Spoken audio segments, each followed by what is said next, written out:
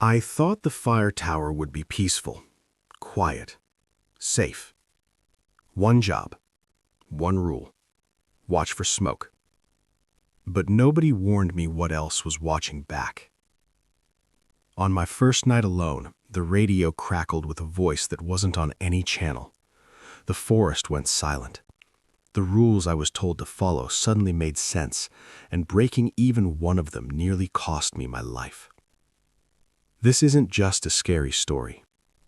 It's about isolation, about fear creeping in slowly, about realizing the place meant to protect you might be alive and listening. As the night deepens, strange lights hover where they shouldn't. Animals gather beneath the tower. The stairs begin to feel like a trap, and the voice keeps calling my name, softer, closer, more patient. I laughed at the rules at first. I wish I hadn't. By the end, I was shaking, bleeding, and begging the night to end. I used to think fear always announced itself loudly, like a scream or a sudden crash. What a childish thought that was.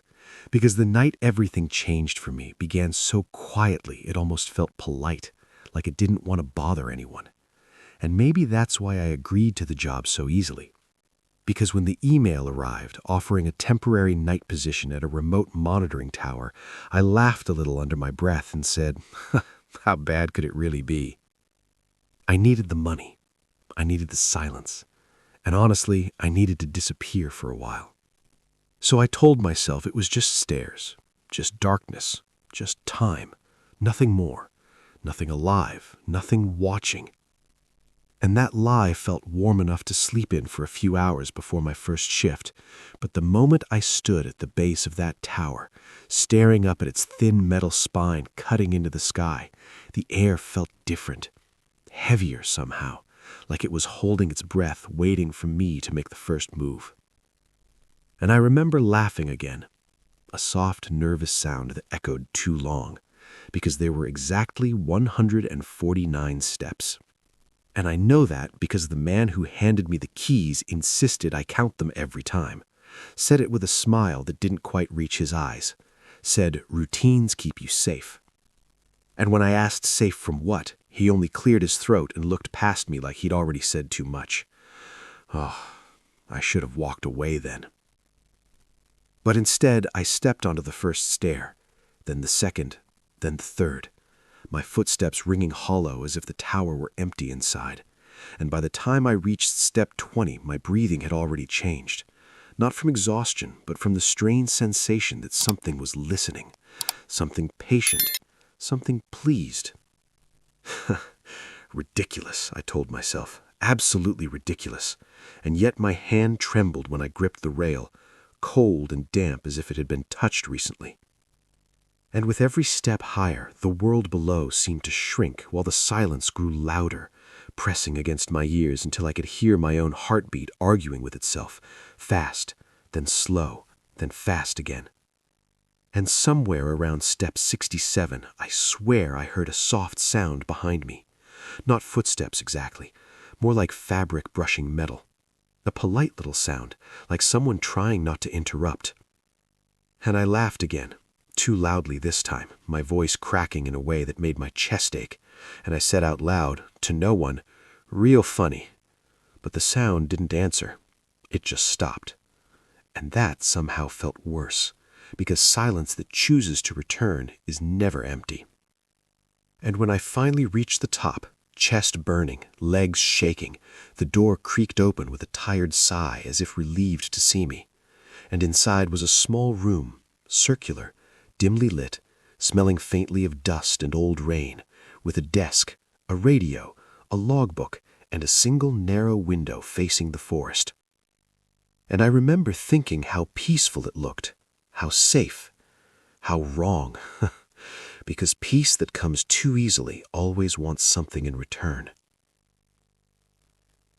And the radio crackled the moment I stepped inside.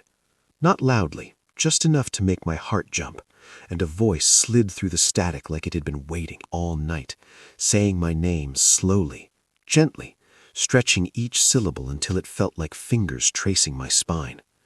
And I froze, absolutely froze, because I had never said my name to anyone there. And I whispered back, barely breathing, asking who it was. And the voice chuckled softly, not cruelly, not kindly either, just amused, and said, "You'll do just fine." Then the radio clicked off, leaving a ringing silence that pressed so hard beneath my ears I had to sit down before my knees gave out. I actually laughed again, a shaky little sound that turned into something close to a sob, because laughter was the only thing keeping me from crying. And I told myself it was a prank, some old system glitch, some leftover recording, anything but what my instincts were screaming. And that's when I noticed the notebook on the desk, already open, already waiting. The first page filled with handwriting that wasn't mine, neat but urgent, like someone trying very hard to be understood before running out of time. And the first line made my stomach twist in on itself, because it didn't say welcome or instructions or good luck. It said, "Please read this before midnight." And below it, in darker ink, almost pressed too hard into the page, it said, "If you hear your name when you're alone, don't answer." My breath came out in a weak laugh that sounded like a whimper, because I had already answered, hadn't I? And suddenly the room felt smaller, the walls inching closer in a way that made my skin prickle. And as I flipped the page, my hands started to shake. Not violently, just enough to betray me, just enough to tell the truth I didn't want to admit, that some part of me already knew I wasn't alone up there, that something had followed me up those 149 steps, patiently even, counting with me, waiting for the moment I'd finally notice it. And outside the narrow window, the forest shifted, not with wind, not with animals, but with attention, as if thousands of unseen eyes had all turned upward at once, focusing on that small glowing room, on me. And I swallowed hard, forcing another laugh that broke halfway through. And whispered that I could do this, that it was just one night, just a job, just silence and darkness and time. But the radio clicked again, softly this time, like someone clearing their throat before speaking, and the voice returned, closer now, warmer, almost fond, and said, "You're early," which was strange, because I wasn't, and my chest tightened with a feeling I didn't have a name for yet, something between dread and grief, like missing someone I had never met. And as the clock on the wall ticked toward midnight, each second sounding louder than the last, I realized the tower wasn't meant to watch the forest at all. It was meant to listen. And I, somehow, had just volunteered to become part of what it was listening for. The clock clicked past midnight with a sound so sharp it made me flinch, and right then the radio breathed again. Not a burst of static, but a slow, intimate exhale, like someone leaning close to whisper a secret they'd waited years to tell. And I remember smiling weakly, because my nerves were so tight they had nowhere else to go. And I said something stupid like, okay, I'm listening," trying to sound brave, trying to sound normal. And the voice hummed softly in response, a low tune that stirred something heavy in my chest, something old and sad. And then it began to speak, not in commands, not in warnings, but in stories. Fragments at first, half-finished sentences about people who came before me, about long nights and longer silences, about counting steps and counting breaths. And with every word I felt this strange pull, like being wrapped in a memory that wasn't mine. And I caught myself nodding along, as if I understood, as if I belonged in those stories. And that realization made my stomach drop, because I didn't remember choosing that. And when I looked down at the logbook again, the pages had changed, the handwriting different now, shakier, desperate, repeating the same line over and over until the ink tore through the paper. "Don't let it learn your voice." And my throat tightened so hard it hurt, because I had already spoken, laughed, answered, and the radio clicked sharply, offended almost, before the voice softened again, teasing, saying, "You sound tired. You should sit, rest a little. You've earned it." And the chair creaked beneath me before I even realized I had moved, my body obeying before my mind could argue. And that scared me more than any shadow ever could. Because fear you can fight, but comfort makes you surrender. And as I sat there, the window darkened, not like night falling, but like something blocking the stars. And I leaned forward, heart hammering, trying to see, trying to tell myself it was just clouds. But the glass reflected my face instead, pale and stretched, and behind my reflection there was another outline, faint, almost gentle, standing too close. And I gasped so sharply it burned, spinning around, only to find a room empty, silent again, cruelly normal. And I laughed then, a broken sound that cracked halfway through and slid into something wetter, because I could feel myself slipping, questioning what was real. And the radio chose that moment to speak my name again, perfectly, lovingly, the way someone says it when they're proud of you. And it said, "You're doing so well, better than the others." And that word "others" echoed too loudly in my head, and I asked, my voice shaking now, "What happened to them?" And the radio paused, long enough for hope to foolishly bloom, long enough for me to think maybe it wouldn't answer. But then it whispered, "They stayed." And something in the way it said "stayed" made my chest ache with a sudden unbearable sadness, like homesickness for a place I had never been. And I felt tears sting my eyes as images flickered through my mind that weren't mine at all. Hands gripping rails, lips whispering prayers, laughter breaking into sobs, and the slow, awful realization of being alone forever, while never truly being alone. I pressed my palms to my face, breathing hard, trying to shake it off, telling myself this was stress, isolation, my imagination running wild. But the floor beneath my feet vibrated softly, once, twice, like a distant heartbeat syncing with my own. And from far below came a sound that made my blood turn cold, the faintest echo of footsteps climbing, slow and careful, counting each step. And I knew, with a certainty that made my stomach twist, that no one had told them to stop at 149. And the radio crackled urgently now, almost excited, saying, "Don't look down, don't look down." But of course I did, because fear and curiosity are cruel twins. And as I peered through the narrow stairwell opening, my breath hitched in a silent, broken laugh, because the steps stretched far beyond what they should, spiraling downward into a darkness so deep it seemed to swallow light itself. And somewhere within that dark, something moved in rhythm with the counting, patient, eager, learning. And I realized then that the tower wasn't just listening anymore, it was teaching. And whatever was coming up those stairs was learning how to be me. I don't know how long I stood there staring into that impossible staircase, my heart beating so loud it felt like it might answer back to the footsteps below. Can you imagine that? Your own heartbeat betraying you, giving away your rhythm, your pace, your fear. And I remember whispering, "Stop, please stop." Not to whatever was climbing, but to myself, because every instinct screamed that if I kept watching, if I kept listening, something inside me would finish learning what it needed.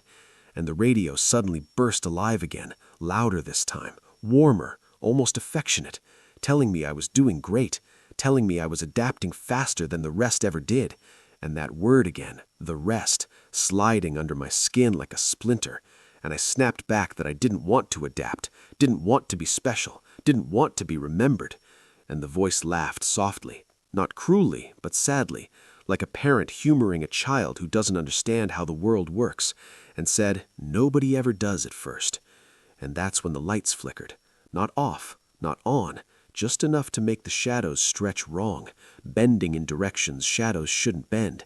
And I swear one of them lifted a hand in a little wave, playful, almost shy. And that hurt more than fear ever could, because fear makes you fight, but pity makes you ache. And suddenly I was crying without realizing it, tears sliding down my face as I whispered, "I just wanted to go home." And the tower creaked in response, a long, tired groan like old bones shifting. And the radio softened again, telling me home is a strange word, that it changes the longer you stay somewhere, that sometimes home becomes the place that knows your name when the rest of the world forgets it. And my chest tightened so hard I had to press my fist against it, because part of me understood that feeling too well, the loneliness, the quiet pride of being needed, of being chosen, and I hated myself a little for understanding. And then the footsteps stopped right beneath the hatch, so close I could feel vibrations humming up through the floor, and the counting stopped too, cutting off mid-number like a breath held too long. And the silence that followed was so thick it rang in my ears, and I realized I was holding my breath as well, mirroring it without meaning to. And then came a knock, slow, careful, almost polite, not violent, not angry, just patient. And a voice rose up, not from the radio this time, but from directly below me, soft and unsure, asking if I was still there, asking if I was lonely too. Oh, God, the way it said lonely cracked something open in me, because it sounded young, scared, hopeful, and for one horrible second I imagined opening the hatch, imagined helping, imagined being kind. Isn't that the worst part? How kindness can become a trap. And my hand actually moved toward the latch before I caught myself, shaking so hard my teeth clicked, and I whispered, "No, no," like a prayer, backing away until my shoulders hit the wall. And the voice below sighed disappointed, but not angry, and said that was okay. There was time. There was always time up here. And the radio chimed in again, harmonizing almost, telling me stories now, long, gentle stories about others who had stayed awake too long, who had listened too closely, who had felt seen for the first time in their lives. And my head swam as images spilled into my thoughts that weren't mine at all. People laughing alone in the dark, people talking to empty rooms, people promising just one more night, just one more conversation, just one more rule bent. And I started sobbing openly then, quiet, helpless sobs, because I could feel myself thinning, like my thoughts were being stretched into something fragile and transparent. And the tower hummed softly around me, warm now, comforting, almost affectionate. And for a terrifying moment it felt safe, safer than anywhere I could remember. And that scared me more than the footsteps ever could, because I realized the real danger wasn't being dragged away. It was choosing to stay, choosing to belong. And in that moment of clarity, I grabbed my phone with shaking hands. Its screen cracked and flickering like it was barely holding on, and I typed a message I didn't know if it'd ever send, my fingers slipping on tears, my vision blurring as the radio whispered, "Don't tell them. They never understand. They never do." And the knocking resumed, slower now, matching the rhythm of my breathing, and I forced myself to breathe wrong on purpose, faster, then slower, breaking the pattern, breaking the rhythm. And the knocking stuttered for a second, and I felt a surge of desperate hope. And I typed faster, my thumbs aching, pouring everything out, the rules, the voices, the stares, the feeling of being watched, the awful warmth of being wanted. And as I hit send, the tower shuddered, not violently, but deeply, like something wounded. And the radio screamed my name all at once in too many voices to count, overlapping, cracking, pleading, furious, heartbroken. And I dropped the phone, clutching my head, rocking back and forth as the sound poured through me. And then, just as suddenly, it stopped, leaving behind a silence that felt unreal. And in that silence, I realized I was alone again, truly alone. And the relief hit me so hard I laughed through my tears, a broken, hysterical sound, because being alone had felt so precious before. And somewhere, far below, deeper than the stairs should ever go, something let out a long, disappointed sigh, like a story being closed before it was finished. The silence didn't last long. It never does. Silence up here is just the sound of something holding its breath, and I felt it again in my bones before I heard it. That subtle pressure change, like the air itself was leaning closer, listening, waiting for me to make a mistake. And I stayed frozen on the floor, hugging my knees, whispering nonsense to myself just to prove my voice still belonged to me. Little half laughs slipping out between shaky breaths.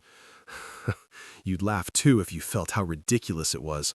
A grown adult bargaining with an empty room, promising to be good, promising to behave, promising nothing at all. And that's when the tower shuddered. Not violently, not like before, but with intention. A slow, deliberate sway that made my stomach lurch, the walls creaking as if stretching after a long sleep, and the radio clicked on again by itself, low at first, murmuring in overlapping tones that sounded almost like humming, soft and soothing, the kind of sound you hum to a child who's crying. And I hated how comforting it felt, hated how my shoulders relaxed before I could stop them, hated how tears slid down my face because some stupid part of me felt understood. And then the humming shifted, stretching into words, into names, names I hadn't heard in years, names of people I hadn't thought about since I was small. And my breath hitched hard, my chest aching as memories I didn't invite came flooding back, moments of being overlooked, forgotten, laughed at, the quiet spaces where nobody noticed if I disappeared. Funny how pain remembers you even when you try to forget it. And the voice told me that this place remembered too, that it never forgot anyone who listened, anyone who stayed, anyone who climbed the stairs and looked down instead of away. And I pressed my hands over my ears, rocking, whispering, no, no, no, because the tower began to vibrate again, stronger now, rattling the windows until they sang. And outside, somewhere beyond the glass, something massive shifted its weight, the sound of it dragging against metal echoing upward in slow, patient scrapes. And my stomach dropped as I realized the stairs were moving, not collapsing, not breaking, but being climbed, carefully, deliberately, step by step. And I laughed then, a sharp, cracked laugh that burst out of me because what else do you do when terror gets bored of whispering and decides to knock? And I scrambled to my feet, limping toward the far wall, every nerve screaming, every bruise screaming louder, my body remembering pain I hadn't had time to feel yet. And I caught my reflection in the dark window, pale, wild-eyed, not the person I was before this night. And I whispered, I'm not ready, like saying it might make it true.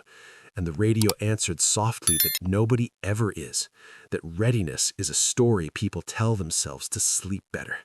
And then came the sound that finally broke me, the sound of fingers, too many fingers, tapping lightly on the underside of the hatch, testing, exploring, patient. And a voice rose with them, not loud, not angry, but sweet and aching, asking why I was being cruel, asking why I wouldn't just open the door and talk, promising no harm, promising understanding, promising I wouldn't have to be alone anymore. And my vision blurred so badly I had to wipe my eyes with my sleeve, my breath hitching into quiet sobs because part of me wanted to say yes, wanted to say please, wanted to say thank you. And that terrified me more than anything else that had happened, because I realized the tower didn't need to force its way in, it only needed permission. And I backed away until my shoulders hit the cabinets, knocking something loose that clattered to the floor. And the noise made the tapping pause, just for a second, like whatever was below was listening again, recalculating. And I took that second and ran, limping toward the far side, my legs screaming, my lungs burning, my head spinning. And I slammed into the emergency kit, hands shaking so badly I could barely open it, spilling supplies everywhere, bandages, flares, useless little tools. And as I fumbled through them, the tapping resumed, faster now, more eager. And the voice changed, losing its softness, stretching into something strained, layered, wrong, demanding I stop being selfish, demanding I share, demanding I remember my place. And I cried openly then, big, ugly sobs shaking my whole body, whispering, I'm sorry, I don't know what you want, I don't know how to do this. And the tower groaned in response, a deep sound that vibrated through my bones. And suddenly the floor tilted just slightly, enough to send me stumbling, enough to make my heart leap into my throat. And through the window I saw movement below, shadows gathering, clustering, shapes pressing close together, like an audience waiting for a curtain to rise. and something inside me snapped, not broke, but hardened, a thin, desperate thread of defiance pulling tight. And I laughed again, breathless and wild, because I realized they were waiting for me to give up, and I didn't want to give them that, not tonight, not ever. And with shaking hands, I grabbed the flare gun, feeling its cold weight ground me, anchor me. And I whispered to myself, like a promise, like a prayer, like a dare, I'm still here, I'm still here. And somewhere deep below, a something hissed softly, like disappointment learning how to be angry. The flare felt heavier than it should in my trembling hand, like it carried not just weight, but responsibility, consequence. And when I wrapped my fingers around the trigger, my breath came out in a broken laugh because of course this was how it ended. Not with bravery, not with heroics, but with a shaking mess of a person standing in a rattling tower whispering, "Don't look, don't listen, don't belong." And the tapping below stopped again, abruptly. So suddenly it hurt my ears, the silence stretching so tight that it made my skin prickle. And then the radio clicked once, twice, before a voice came through so softly it almost sounded tender, telling me I didn't have to do this, that I could rest, that I'd done enough, that everyone gets tired eventually. And I nearly believed it, my knees buckling as tears slid down my face, my chest aching with exhaustion so deep it felt ancient, like I'd be carrying this before this night ever started. And I whispered, I just want it to stop. And the voice replied that it could, that all I had to do was open the door, just a little, just enough to talk. And my hand drifted toward the latch again, traitorous and slow, until I caught my reflection in the glass, eyes red, face streaked, mouth trembling, alive.